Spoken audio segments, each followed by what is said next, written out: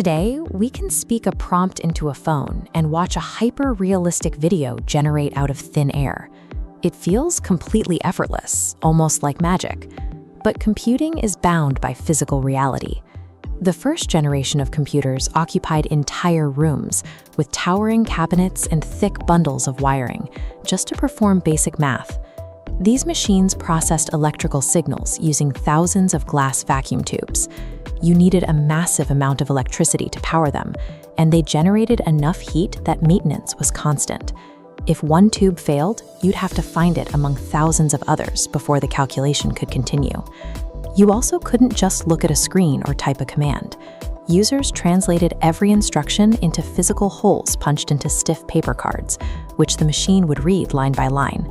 The journey from room-sized heaters to invisible artificial intelligence took 5 distinct generations. Every time engineers broke through one physical bottleneck, they immediately slammed into the next.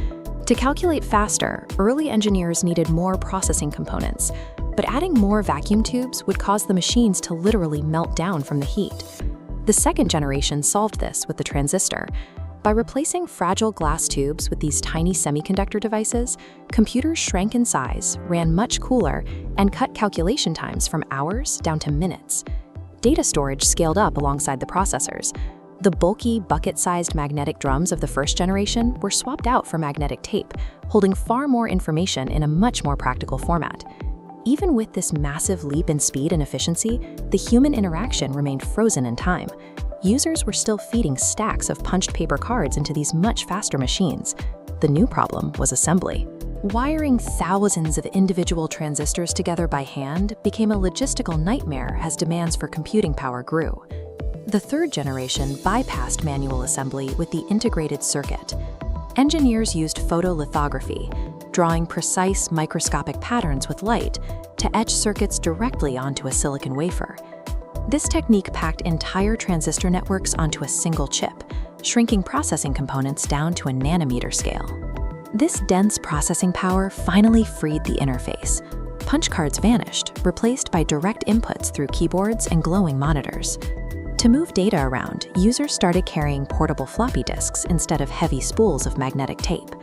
The hardware finally looked like a computer you'd recognize today, but the software remained a heavy bottleneck. Operating systems like Unix required users to memorize and type out highly specific text commands with zero visual cues to get anything done. Screens and microchips existed, but internal components were still housed in separate units, and that strict text-based interface kept computing entirely out of reach for everyday people. The fourth generation solved both limitations with the microprocessor. The CPU, motherboard, and power supply were miniaturized enough to fit inside a single unified box that could sit right on top of a desk. This compact processing power enabled a massive software upgrade, the graphical user interface. Instead of typing lines of code, users could navigate their computer visually. To interact with those visual icons, users relied on a new physical tool, the mouse. Controlling the machine shifted from memorizing strict syntax to making simple physical movements. By integrating the hardware and visual software, computers were now small, fast, and accessible enough for anyone to browse the internet, play games, or save personal files onto CDs and internal hard drives. Engineering goals reached a new frontier once hardware became powerful and portable enough to fit in a pocket. Where does the next leap in performance come from? Generation 5 prioritizes cognitive capability. This era is defined by the integration of artificial intelligence, using the hardware's speed not just to perform calculations, but to make autonomous decisions.